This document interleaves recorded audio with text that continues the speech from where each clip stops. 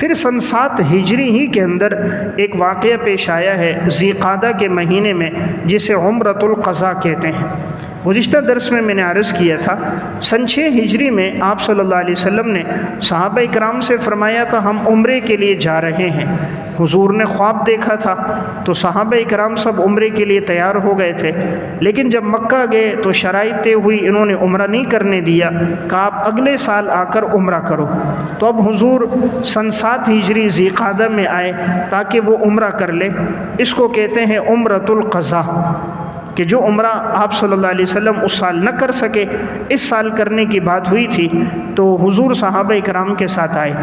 یہ بات طے پائی تھی کہ تم لوگ عمرہ کرو گے، 3 دن ٹھہرو گے اور 3 دن کے بعد تم لوگ واپس چلے جاؤ گے اور اپنے ساتھ ہتھیار لے کر نہیں آؤ گے، اور اگر کسی کے پاس ہتھیار ہوگا تو وہ اپنے ہتھیار کو اپنے نیام میں رکھے گا۔ تلوار ہے تو نیام میں رکھو گے، ہتھیاروں کو سر عام لے کر نہیں آؤ گے۔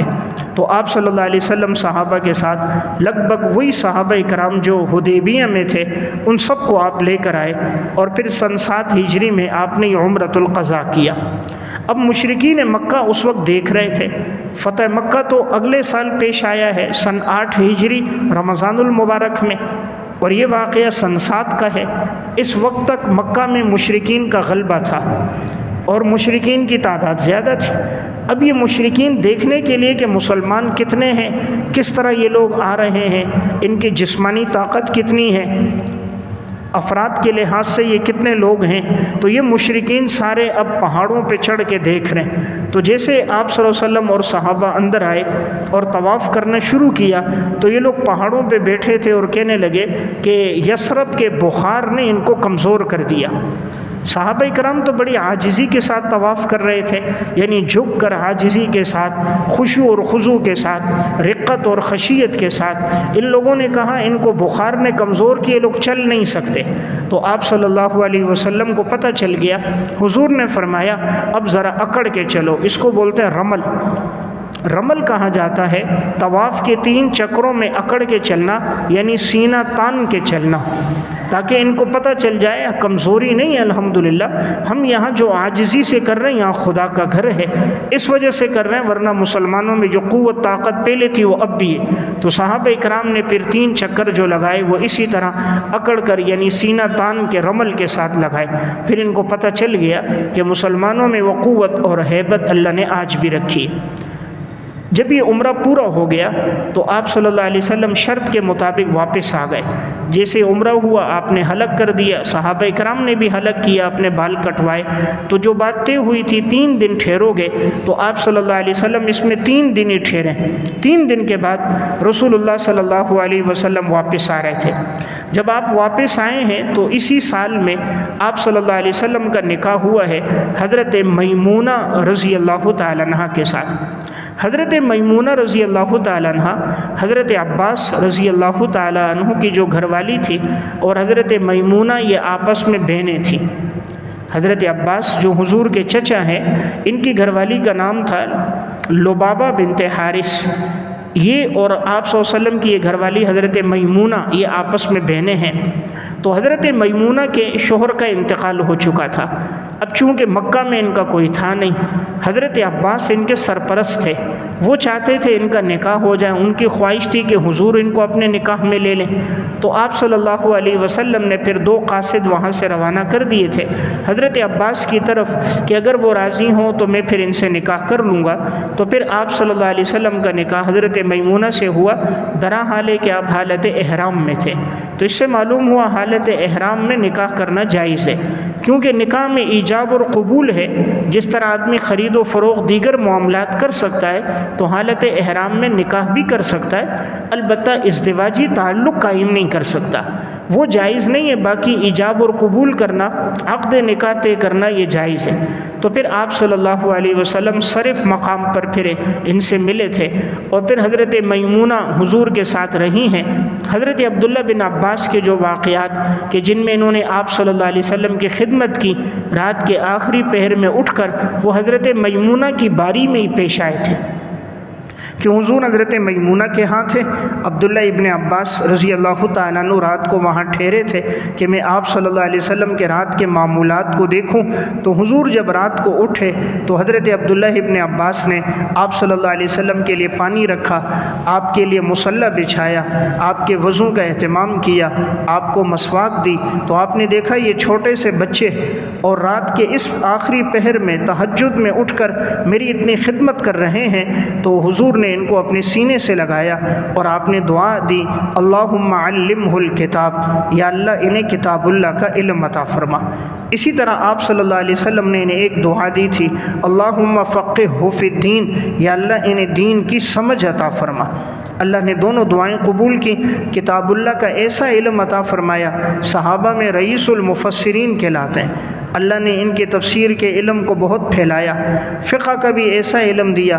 آج فقہ شافعی میں اکثر جو ان کی بنیاد ہے عبداللہ ابن عباس کے اجتہادات پر ہے۔ بہت سے اقوال اہل علم نے جو لیے ہیں، مسائل میں جو استفادہ کیا ہے، وہ عبداللہ ابن عباس کے اقوال اعمال سے۔ تو یہ پیچھے خدمت تھی، تو جب آدمی کسی کی خدمت کرتا ہے تو اس کا دل دعا کرتا ہے۔ ایک ہے کہ ہم کسی سے زبان سے کہیں ہمیں دعاؤں میں یاد رکھو، اور ایک طریقہ ہے کہ اپنے والدین، اپنے بزرگوں کی، اکابر کی، صلحاء کی خدمت کی جائے کہ ان کا دل دعا کرے۔ ایسی دعائیں زیادہ قبول ہوتی ہیں۔ جیسے رسول اللہ صلی اللہ علیہ وسلم کی خدمت حضرت انس بن مالک نے 10 سال کی تھی، تو آپ صلی اللہ علیہ وسلم نے دعا دی تھی، اللہم اکثر مالہ وولدہ وبارک لہ فیما اعطیتہ، یا اللہ ان کے مال میں بھی برکت دے، جان میں بھی برکت دے، جو عطا فرمائے اس میں بھی برکت دے۔ اللہ نے خوب برکت دی، لوگوں کی سال میں 1 فصل، حضرت انس کی سال میں 2 فصلیں، عمر میں بھی برکت۔ سن 93 ہجری میں انتقال ہوا، گویا 1 صدی گزار کے دنیا سے گئے، اور اللہ تعالیٰ نے مال میں بھی برکت دی کہ اور اولاد میں بھی برکت دی کہ فرماتے میں نے اپنے ہاتھ سے اپنے بیٹے، پوتے، پڑپوتے، نواسے جو دفنائے ہیں وہ 100 سے زائد ہیں۔ تو بہرحال میں نے عرض کیا، پھر آپ صلی اللہ علیہ وسلم کا نکاح ہوا ہے حضرت میمونہ سے۔ اب یہ سن 7 ہجری ہی ہے، اس میں 3 بڑے صحابہ نے ایمان لایا۔ بعض اہل سیر کی رائے یہ ہے کہ ان صحابہ کا ایمان لانا حدیبیہ کے بعد ہے، بعض کی رائے یہ ہے کہ خیبر کے بعد ہے، لیکن یہ اتفاقی بات ہے کہ یہ سن 8 ہجری سے پہلے ایمان لائے۔ 8 ہجری میں جو معرکہ ہوا ہے فتح مکہ کا، اس میں یہ تینوں صحابہ شریک تھے اور یہ مسلمان تھے۔ اسی طرح یہ غزوہ موتہ میں خالد بن ولید تھے اور یہ مسلمان تھے۔ تو بعض کی رائے سن 7 کی ہے، بعض کی رائے سن 6 کی ہے، لیکن جہاں تک قرین قیاس ہے وہ یہی ہے کہ یہ جو واقعہ پیش آ رہا ہے وہ غزوہ خیبر کے بعد ہے کہ یہ تینوں صحابہ ایمان لائے۔ سبب یہ بنا، خالد بن ولید کے بھائی تھے ولید بن ولید۔ جب آپ صلی اللہ علیہ وسلم عمرۃ القضاء کے لیے آئے، خالد بن ولید اس وقت تک ایمان نہیں لائے تھے، تو وہ مکہ سے نکل گئے۔ اب جنگ تو ہو نہیں سکتی تھی، معاہدہ ہوا تھا۔ حضرت ولید بن ولید سے حضور کی ملاقات ہوئی، پوچھا وہ تمہارا بھائی خالد کہاں ہے؟ آپ صلی اللہ علیہ وسلم کو ان کی شجاعت کا، بہادری کا اور جنگی معرکوں میں لڑنے کا آپ کو اندازہ تھا۔ آپ نے فرمایا خالد کہاں؟ کہا وہ تو چلے گئے۔ آپ نے کہا خالد کو میرا پیغام پہنچا دینا، اللہ نے اس کو سمجھ دی ہے، فہم دی ہے، وہ کیوں نہیں اس کو استعمال کر کے دین اسلام کو اور سچے دین کو قبول کیوں نہیں کرتا کہ اس کا باطن پاکیزہ ہو جائے اور اس کے ذریعے سے آگے خیر پھیلے اور لوگوں کو ہدایت ملے اور وہ دین اسلام کی آبیاری کا ذریعہ بن جائے۔ اب بھائی نے یہ پیغام حضرت خالد بن ولید کو پہنچایا کہ رسول اللہ صلی اللہ علیہ وسلم تو آپ کا تذکرہ کر رہے تھے اور آپ کے لیے فکر مند تھے کہ اللہ آپ کو ہدایت دے۔ تو بھائی نے بھی کہا آپ کیوں ہدایت پر نہیں آتے؟ آپ نہیں دیکھتے مشرکین کا قلع قمع ہو گیا، اللہ نے اسلام کو غلبہ دے دیا، مسلمانوں کو فتح دے دی، حضور سچے نبی ہیں۔ تو بھائی کی دعوت تھی، رسول اللہ صلی اللہ علیہ وسلم کی خواہش تھی، اللہ نے پھر ان 3 بڑے صحابہ کو ایمان کی توفیق دی۔ 3 میں نمبر 1 حضرت خالد بن ولید، نمبر 2 حضرت عمر بن عاص رضی اللہ تعالیٰ عنہ، نمبر 3 عثمان بن طلحہ۔ حضرت خالد بن ولید کو جب حضور کا پیغام پہنچا تو اب دل میں تھوڑا سا یہ تردد تھا، میں ایمان قبول کروں نہ کروں۔ رات کو سوئے تو خواب دیکھا ساری گندگی ہے اور نجاست ہے، اور یہ اس میں پڑے ہوئے ہیں، اور وہاں سے پھر یہ آگے چلتے ہوئے جا رہے ہیں، سفر کرتے کرتے آگے گئے، بڑا خوبصورت باغ، سرسبز و شاداب جگہ، پانی کے چشمے بہتے ہوئے نظر آ رہے ہیں، بڑی ہریالی تھی۔ جیسے آنکھ کھلی تو سمجھ گئے اشارہ یہی ہے کہ میں مکہ سے ہجرت کر کے مدینہ جاؤں اور یہاں کی ناپاک کفر کی زندگی کو چھوڑ کر اسلام کی ابدالآباد کی زندگی کو اختیار کر دوں۔ اب خالد بن ولید نے جب جانے کا ارادہ کیا تو یہ سب سے پہلے صفوان بن امیہ کے پاس آئے، ان سے کہا آپ کو پتہ ہے پیغمبر سچے، میں ایمان لانا چاہ رہا ہوں، تمہارا کیا ارادہ ہے؟ صفوان بن امیہ نے کہا میں نہیں لاتا۔ اس کی وجہ یہ تھی کہ اس کا باپ اور اس کا بھائی بدر میں قتل ہوئے تھے، تو بدر میں 70 کفار مارے گئے تھے، تو اس کو بڑا غصہ تھا۔ اس نے کہا میں اپنے والد کا بدلہ لوں گا، اپنے بھائی کا بدلہ لوں گا۔ حضرت خالد بن ولید نے پھر عکرمہ بن ابی جہل سے کہا، یہ ابو جہل کا بیٹا تھا، اب ابو جہل بھی غزوہ بدر میں مارا گیا اور معاذ اور معوذ کے ہاتھوں، اور سر قلم کی عبداللہ ابن مسعود رضی اللہ تعالیٰ عنہ۔ اس وقت ان میں بھی بڑا غصہ تھا، انہوں نے کہا نہیں ہم ان سے بدلہ لیں گے، انتقام لیں گے۔ حضرت خالد بن ولید رضی اللہ تعالیٰ عنہ عثمان بن طلحہ کے پاس آئے، یہ بڑے دانا اور سمجھدار تھے۔ ان سے کہا تمہیں معلوم ہے کہ حضور سچے نبی ہیں، میرا ارادہ ہے میں ہجرت کر کے مدینہ جا کر ایمان لے آؤں۔ جب یہ بات کی انہوں نے کہا میرا بھی ارادہ ہے، تو ہم دونوں کی ملاقات فلاں جگہ ہوگی۔ حضرت خالد بن ولید یہاں سے چلے گئے، عثمان بن طلحہ بھی وہاں چلے گئے، راستے میں ملاقات ہو گئی۔ آگے گئے تو حضرت عمر بن عاص رضی اللہ تعالیٰ عنہ سے بھی ملاقات ہوئی۔ یہ بڑے دانا سمجھدار بڑے عاقل انسان تھے، تو ان سے پوچھا کہاں کا سفر ہے؟ انہوں نے پوچھا آپ کے کہاں کا ہے؟ ان دونوں حضرات نے کہا ہم تو حضور کے پاس جا رہے ہیں۔ انہوں نے کہا میں بھی جا رہا ہوں۔ اب یہ تینوں مدینہ میں جب داخل ہونے لگے، رسول اللہ صلی اللہ علیہ وسلم کو وحی سے پتہ چل گیا کہ یہ تینوں اسلام کے لیے آ رہے ہیں۔ آپ علیہ الصلوۃ والسلام خوش ہو گئے، آپ نے صحابہ کو اطلاع دی، چونکہ تینوں بڑے بہادر تھے، بڑے جرنیل تھے، اور کفر کی طرف سے ہمیشہ لشکروں میں کمانڈری کرنے والے تھے۔ غزوہ احد میں کفار کی طرف سے جو پیش تھے وہ خالد بن ولید ہی تھے، خندق میں بھی بدر میں ہر موقع پہ یہ آگے ہوتے تھے۔ تو آپ علیہ الصلوۃ والسلام کو خوشی ہوئی، آپ نے ان کے بھائی ولید بن ولید سے کہا تمہارا بھائی آ رہا ہے اور الحمدللہ وہ اسلام کے لیے آ رہا ہے۔ تو وہ پھر اپنے بھائی کے استقبال کے لیے گئے، دیگر صحابہ بھی گئے۔ جیسے یہ تینوں داخل ہونے لگے، حضرت خالد بن ولید نے کہا میں لباس تبدیل کر کے جاؤں گا، میں غسل کر کے جاؤں گا۔ اللہ تعالیٰ نے رسول اللہ صلی اللہ علیہ وسلم کو بڑی ہیبت، بڑا جلال، بڑا رعب عطا فرمایا تھا۔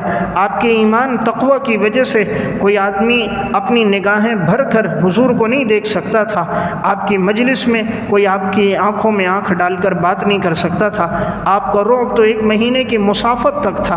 حضور فرماتے تھے نصرت بالرعب مسیرۃ شہر، اللہ نے مجھے ایسا رعب دیا ہے 1 مہینے کی مسافت تک میرا رعب ہوتا ہے۔ حضرت خالد بن ولید پر آپ کا رعب تھا، حضرت عمر بن عاص پر۔ یہ لوگ لباس تبدیل کر کے صاف ستھرے کپڑوں میں جیسے ہی حضور کے پاس آئے کلمہ پڑھا اور مسلمان ہو گئے۔ پھر خالد بن ولید نے کہا یا رسول اللہ اب تک میں اسلام کے خلاف لڑتا رہا اور ہر مارکے میں میں مشرکین کا ساتھ دیتا تھا، میرے ہاتھوں سے بہت سارے مسلمان شہید ہوئے، کچھ بدر میں ہوئے، کچھ احد میں ہوئے، کچھ خندق میں ہوئے، دیگر مارکوں میں نے آپ کو صحابہ کو نقصان دیا۔ آپ میرے لیے دعا فرما دو اللہ میرے ماضی کے گناہ معاف فرما دے، کہ میرے ہاتھ سے بہت اسلام کو نقصان پہنچا، مسلمانوں کو نقصان پہنچا، آپ یہ دعا کرو اللہ میرے ان گناہوں کو معاف کر دے۔ رسول اللہ صلی اللہ علیہ وسلم نے دعا فرمائی اور آپ نے فرمایا اللہ نے تمہارے گزشتہ گناہ معاف کر دیے۔ الاسلام یہدم ما کان قبلہ، اسلام لانے سے سابقہ سارے گناہ معاف ہو جاتے ہیں۔ حضرت عمر بن عاص نے بھی جب یہی بات کی کہ یا رسول اللہ میں ایمان لاتا ہوں لیکن میری ایک شرط ہے، حضور نے فرمایا عمر بن عاص سے کیا شرط لگاتے ہو کہ یا رسول اللہ میرے گناہ معاف ہو جائیں؟ آپ نے فرمایا عمر اسلام لانے سے گناہ معاف ہو جاتے ہیں۔ تو 3 اعمال حدیث میں ہیں کہ جن سے سابقہ گناہ معاف ہوتے ہیں۔ ایک حج کہ آپ علیہ الصلوۃ والسلام نے فرمایا الحج یہدم ما کان قبلہ، حج سے بھی گزشتہ گناہ معاف ہو جاتے ہیں۔ اسلام سے بھی گزشتہ گناہ معاف ہو جاتے ہیں۔ نمبر 3 ہجرت سے بھی انسان کے سابقہ گناہ معاف ہو جاتے ہیں۔ فتح مکہ سے پہلے ہجرت کرنا ضروری تھی، اس لیے جو ہجرت کرتا اس کے سابقہ گناہ معاف ہو جاتے۔ تو یہ 3 کبار صحابہ اس میں ایمان لے کر آ گئے۔ اللہ تعالیٰ نے یوں اسلام کو اور مسلمانوں کو بڑی تقویت عطا فرما دی۔ حضرت خالد بن ولید جب سے ایمان لے کر آئیں، اس کے بعد پھر جتنے غزوے ہوئے، معرکے ہوئے، تو آپ علیہ الصلوۃ والسلام نے حضرت خالد کو اور حضرت عمرو بن عاص کو پھر بڑا بنا کر، امیر اور قائد بنا کر آپ نے ان کو بھیجا ہے۔ ان کی شان کو اور ان کے مقام اور ان کے تجربے کو آپ نے سامنے رکھا ہے۔ رسول اللہ صلی اللہ علیہ وسلم ہر ایک کو اس کے مقام پہ اتارتے تھے۔ انزل الناس منازلہم، جو انسان جس درجے کا ہوتا آپ کو اس کو اسی درجے پہ رکھا کرتے تھے۔ جس وقت یہ خیبر فتح ہوا تھا تو اس وقت حبشہ سے مسلمان ہجرت کر کے واپس آ گئے تھے۔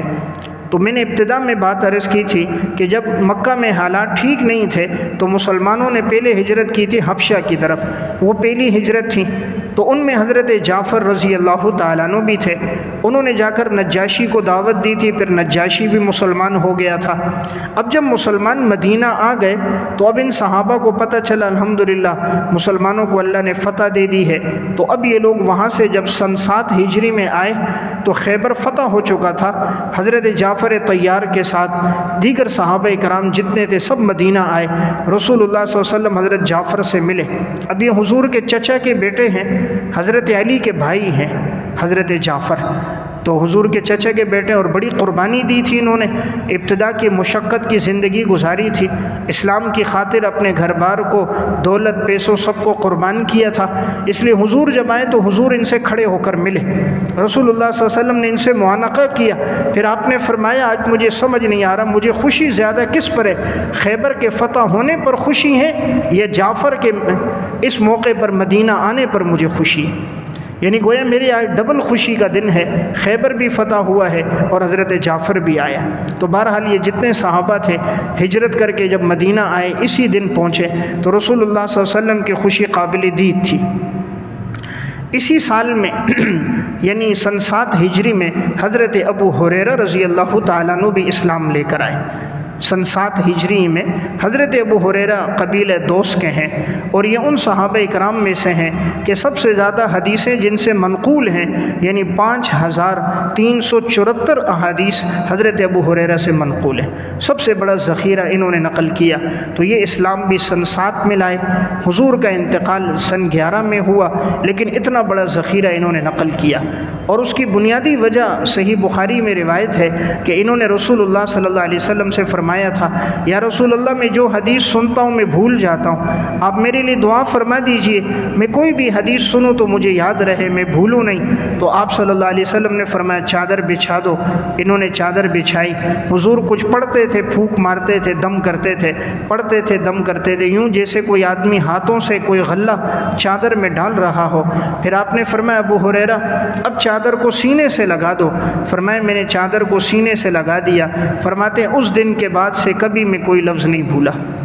تو یہ گویا رسول اللہ صلی اللہ علیہ وسلم کا معجزہ تھا کہ اللہ نے حدیث کی حفاظت کے لیے حضرت ابو ہریرہ اور دیگر صحابہ اکرام کو ایسے بہترین حافظے عطا فرما دیے کہ انہوں نے امام الانبیاء کا جو جملہ جو ارشاد سنا تو وہ ان کو یاد ہو گیا۔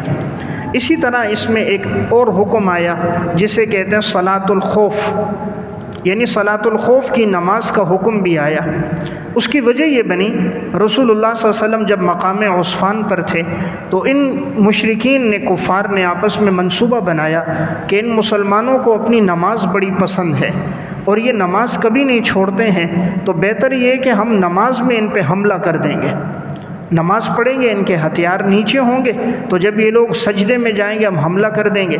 انہوں نے پلاننگ کر دی، اللہ نے وحی کے ذریعے رسول اللہ صلی اللہ علیہ وسلم کو اطلاع دے دی، اور اللہ نے صلاۃ الخوف کی نماز کا طریقہ بتا دیا۔ قرآن کریم میں مستقل اس پر احکامات ہیں کہ نماز خوف تم نے اس طرح پڑھنی ہے۔ حدیث میں اس کے مختلف طریقے آئے کہ کچھ لوگوں کو آپ نماز پڑھائیں، کچھ دشمن کے مقابلے میں چلے جائیں۔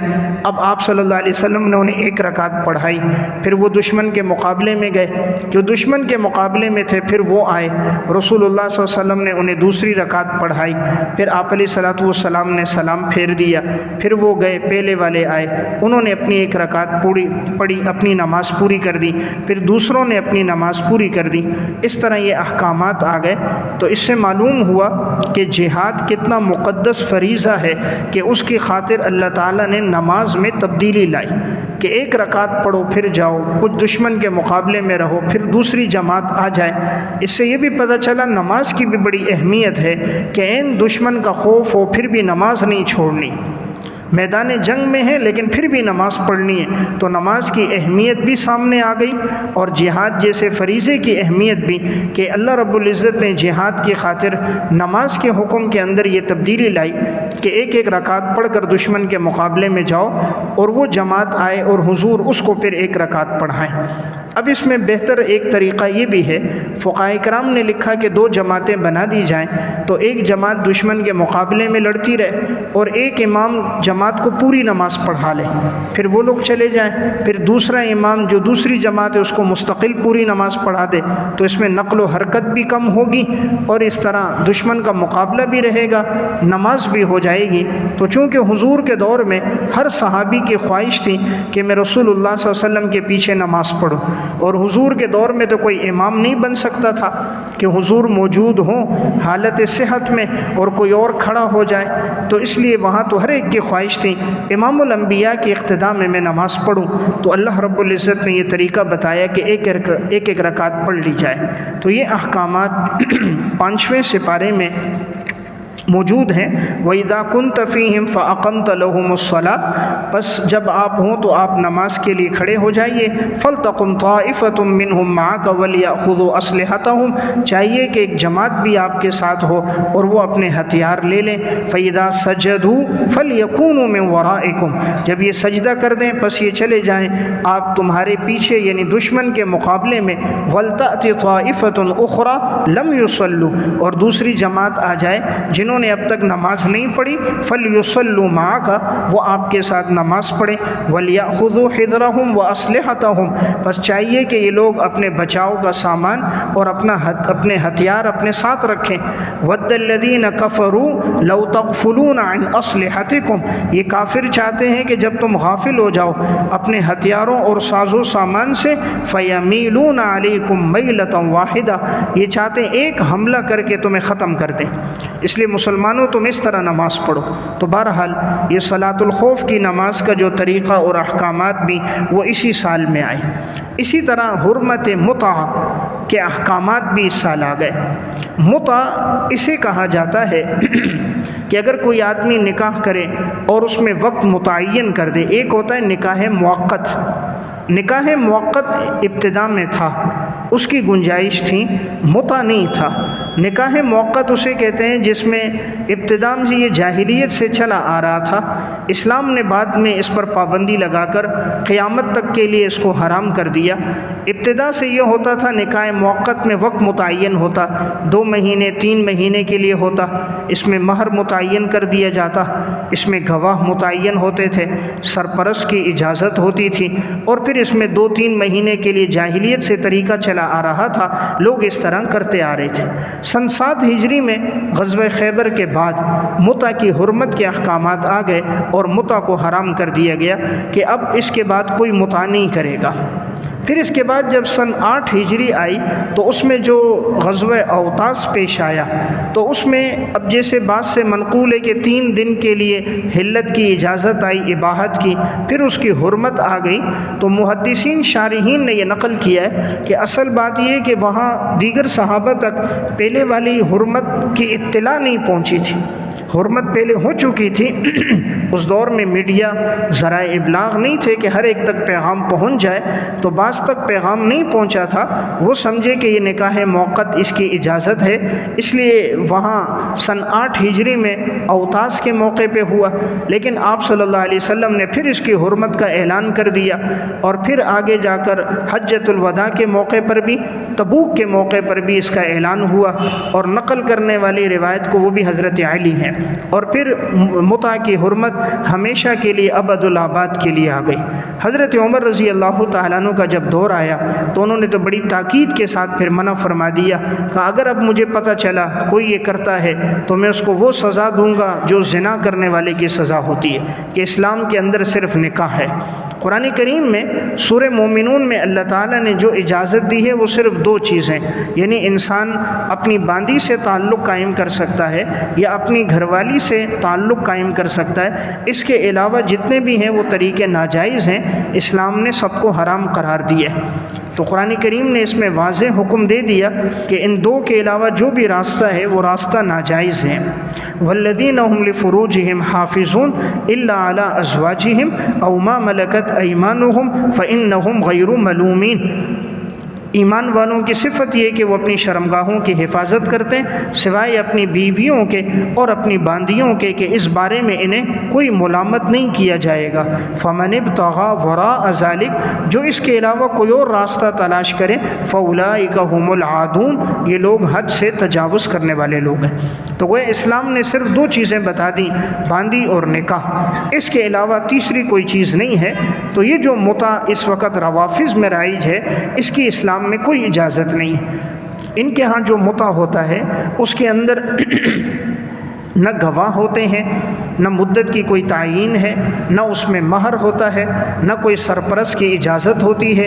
بس 2 دن کے لیے، 1 گھنٹے کے لیے، 3 گھنٹوں کے لیے اتنے پیسوں میں آپ سے متع کر رہا ہوں، تو یہ در حقیقت زنا ہے، جس زنا کو تعبیر متع سے کیا جا رہا ہے۔ یہ خواہشات نفسانی کے لیے ہے، نسل نو کو گمراہ کرنے کے لیے اور لوگوں کو اپنے مذہب کی طرف مائل کرنے کے لیے انہوں نے اس چیز کا سہارا لیا ہے۔ رافضیت جو پھیل رہی ہے اس کی یہ 2 وجہیں کہ لوگوں کو جو پتہ نہیں ہے، ایک یہ کتمان کرتے ہیں، دین کو چھپاتے ہیں، اور دوسری جو بات ہے وہ متع ہے کہ متع کے ذریعے سے نسل نو اور نوجوان نسل کو قریب کیا جا رہا ہے۔ اسلام نے اس سے بالکل قطعاً منع کر دیا۔ جہاں تک بات تھی وہ میں نے عرض کیا، وہ نکاح موقت تھا اور وہ چلا آ رہا تھا، یہ نہیں کہ اسلام نے اجازت دی، وہ چلا آ رہا تھا، بعد میں اسلام نے حرام کر دیا۔ اس کی مثال جیسے شراب کی حرمت بعد میں آئی، تقریباً 15-16 سال کے بعد آئی، سود کی حرمت بہت بعد میں آئی۔ اب یہ مطلب نہیں کہ اسلام نے شراب کو حلال کیا تھا یا اسلام نے سود کو حلال کیا تھا، بلکہ جو معاشرہ چلا آ رہا تھا اور لوگ اس میں سود لے رہے تھے، شراب پی رہے تھے، اسلام نے ایک وقت آنے پر اس کی حرمت کا اعلان کر دیا۔ اسی طرح متع کی حرمت کا اسلام نے وقت آنے پر اعلان کر دیا۔ اب یہ متع انسانی فطرت کے اور انسانی عقل کے اور انسانی مسلمانی غیرت کے بھی برخلاف ہے۔ کوئی بھی غیرت مند آدمی یہ گوارا نہیں کرتا کہ وہ اپنی بیٹی یا اپنی بہن یا اپنی ماں، کوئی بھی وہ اس کو یوں متع کے لیے پیش کر دے۔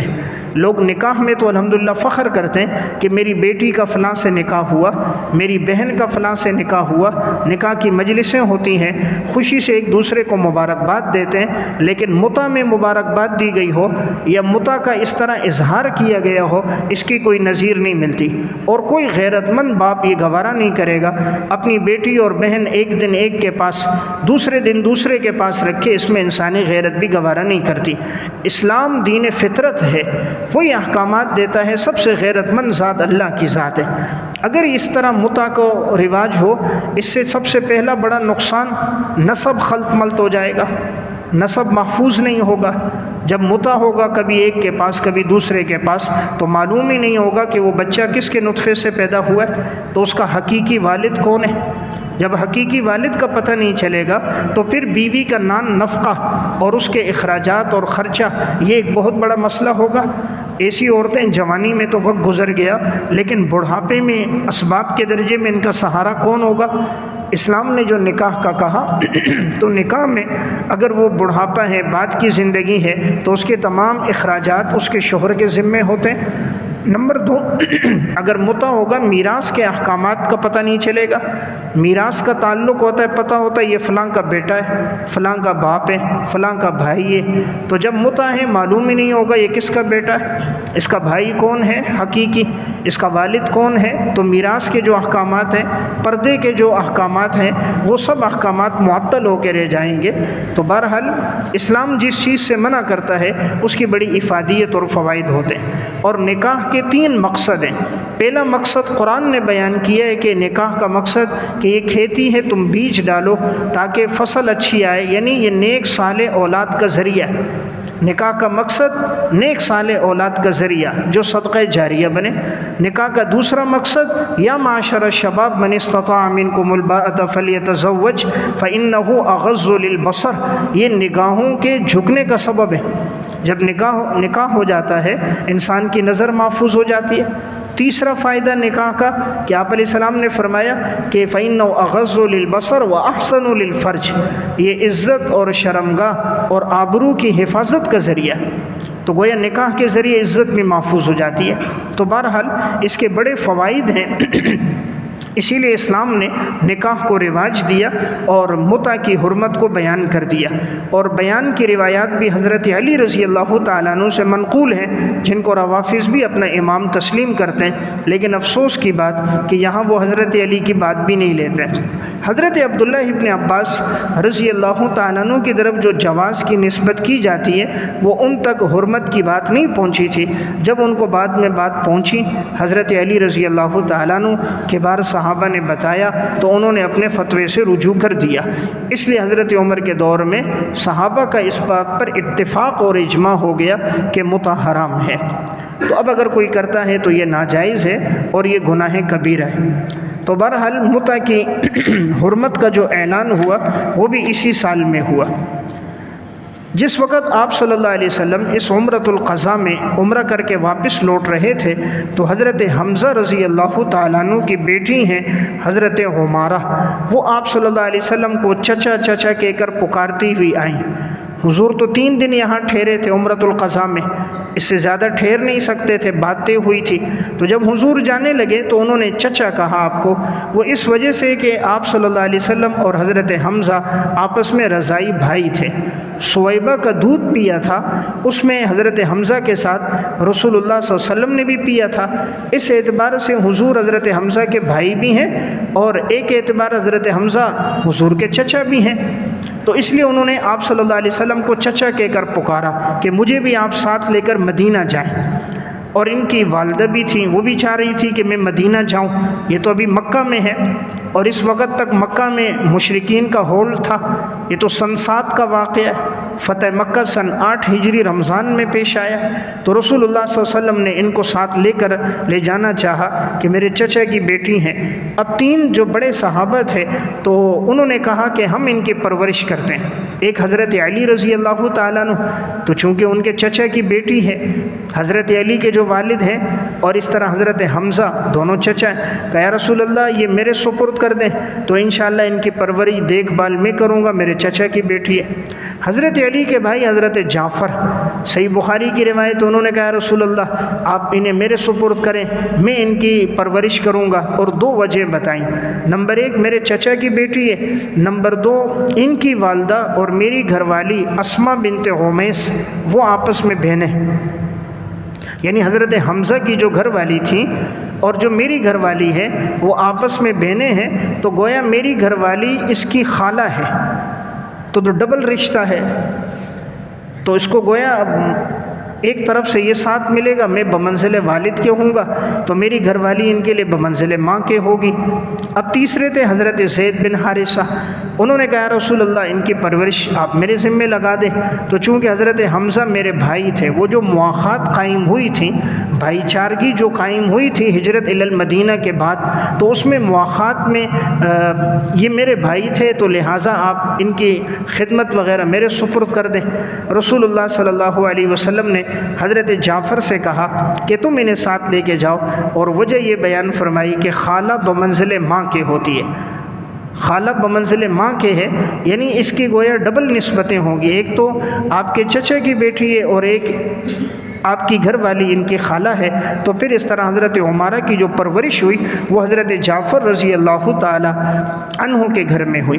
اسی سال میں یعنی سن 8 ہجری میں آپ صلی اللہ علیہ وسلم کی بیٹی حضرت زینب رضی اللہ تعالی عنہ کا انتقال ہوا۔ رسول اللہ صلی اللہ علیہ وسلم کے بیٹوں کا انتقال بھی بچپن میں ہوا ہے۔ آپ صلی اللہ علیہ وسلم کا کوئی بیٹا جوان نہیں ہوا، 2 بیٹے آپ کے حضرت ختیجہ رضی اللہ تعالی عنہ سے تھے، اور ایک بیٹا حضرت ماریہ قبطیہ سے تھا ابراہیم، ان تینوں کا بچوں کا بھی بچپن میں ہوا۔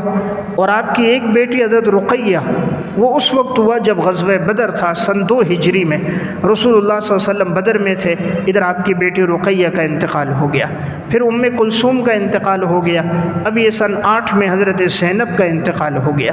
آپ صلی اللہ علیہ وسلم کی صرف ایک بیٹی حضرت فاطمہ رضی اللہ تعالیٰ عنہ یہ زندہ رہی ہیں، اور ان کا انتقال حضور کی وفات کے 6 مہینے کے بعد ہوا ہے۔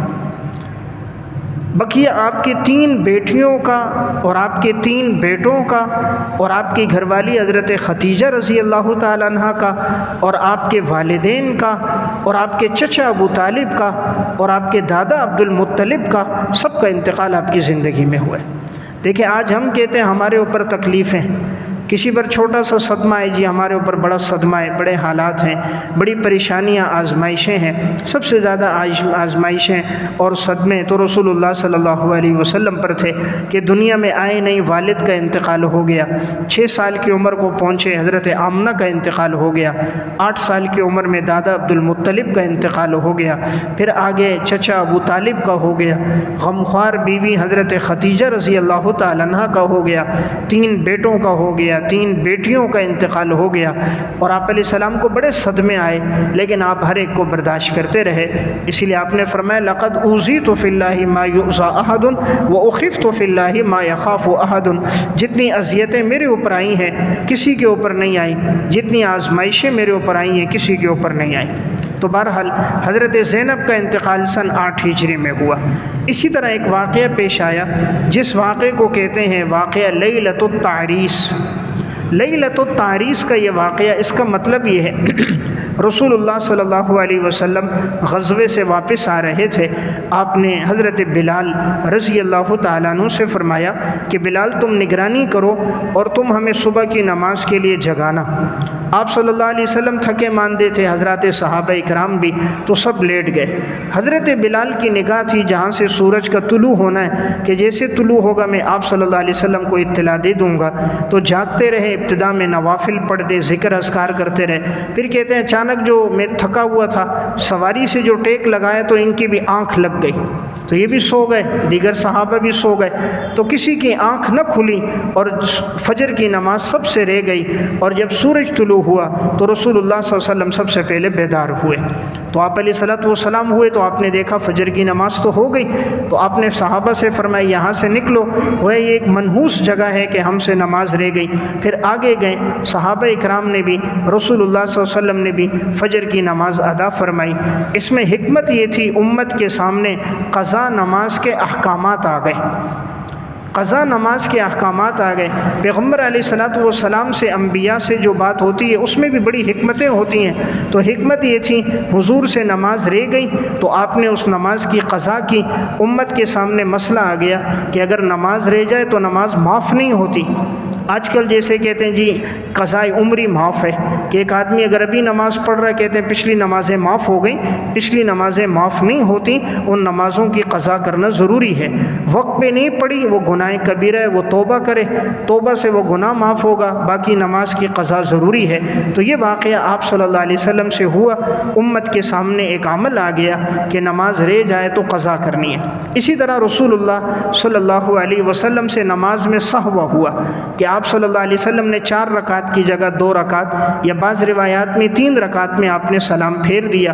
نماز ہو گئی تو ذوالیدین صحابی نے کہا اقصرت الصلاۃ وام نسیت یا رسول اللہ، یہ اللہ کے رسول آپ بھول گئے یا نماز کم ہو گئی۔ رسول اللہ صلی اللہ علیہ وسلم نے فرمایا کل ذالک لم یکن، کچھ بھی نہیں ہوا۔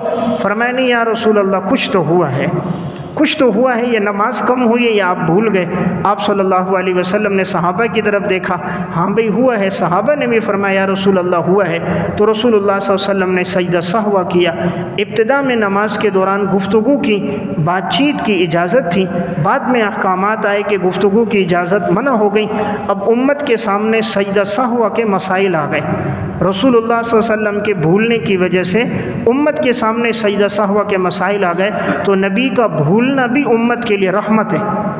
نبی بھولا تو امت کے سامنے احکامات آئے.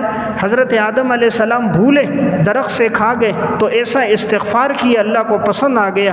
تو اس میں بھی ہمارے لیے حکمت ہو گئی کہ جب بھی خطا ہو جائے تو استغفار کرنی، اللہ کے سامنے گڑ گڑانا ہے. تو انبیاء علیہ السلام کا سہوا اور نسیان یہ امت کے لیے رحمت ہوتا ہے، اس میں امت کے لیے نئے نئے دروازے کھلتے ہیں.